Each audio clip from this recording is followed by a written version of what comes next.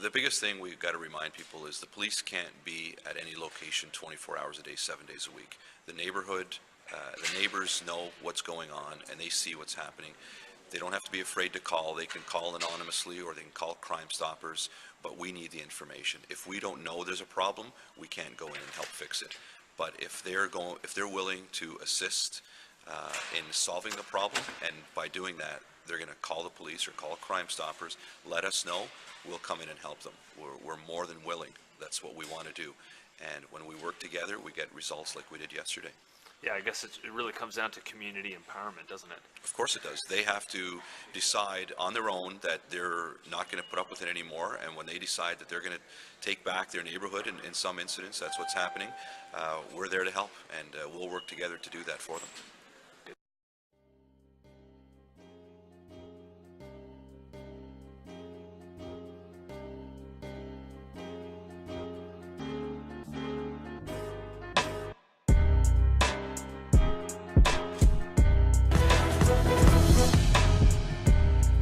The note is menacing, left inside the home of Liberal leader Justin Trudeau. There was a break-in. Trudeau was away, but his wife and children were asleep unaware. Today, we've learned more about yesterday's mysterious break-in, details on the intruder's message, which was left with a pile of kitchen knives. CBC's Willie Lowry has the latest. Justin Trudeau was all smiles today at Montreal's Gay Pride Parade, shaking hands and wooing potential voters. But the smile quickly faded when asked about the break-in at his Ottawa home. We're working with the RCMP now, and we're taking a look at possible avenues to reassure me as I travel across the country, working hard that my family is safe, and obviously reassure my family when I'm not home that they're going to be safe. No one was hurt in the break-in, but Trudeau says he and his family are still rattled. His wife and children were asleep inside when it happened.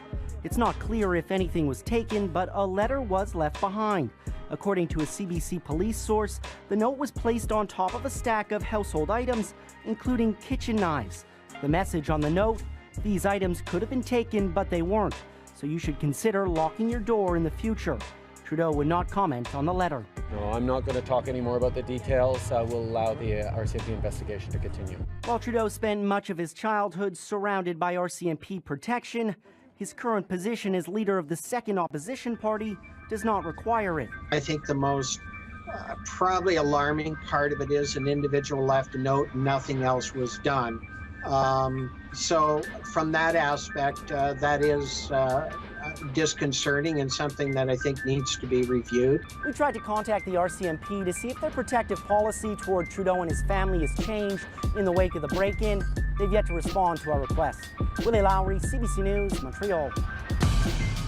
Well, Ottawa police say they've identified the person who entered Justin Trudeau's home in the middle of the night earlier this month, but he won't be charged. Trudeau's wife and 3 children were sleeping at the time. They weren't hurt, but they were shaken by the incident.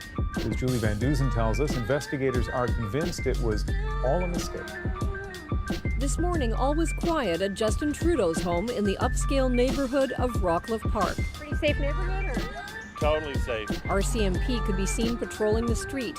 At the Ottawa police station, the announcement came that the mystery was solved. There's no question this is an odd case. The circumstances around it are quite odd. The police cracked the case after they released a surveillance video of what they called a person of interest last Friday.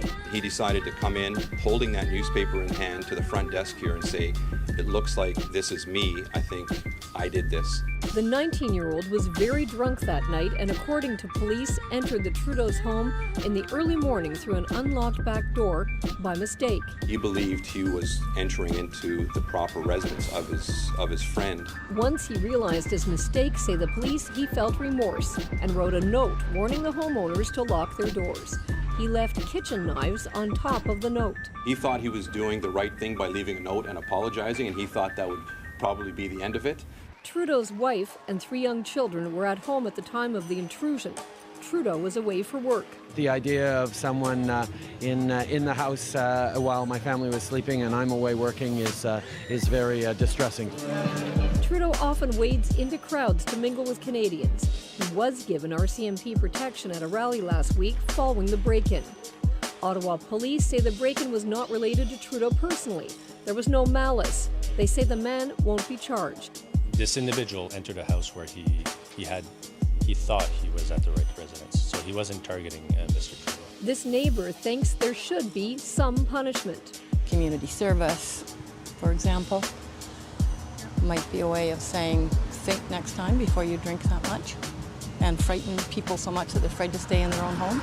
A Trudeau spokesperson says that Trudeau respects the decision by Ottawa police not to press charges. Meanwhile, the RCMP has not reported yet as to whether Trudeau should have a permanent security detail. He has no dedicated RCMP security at this time.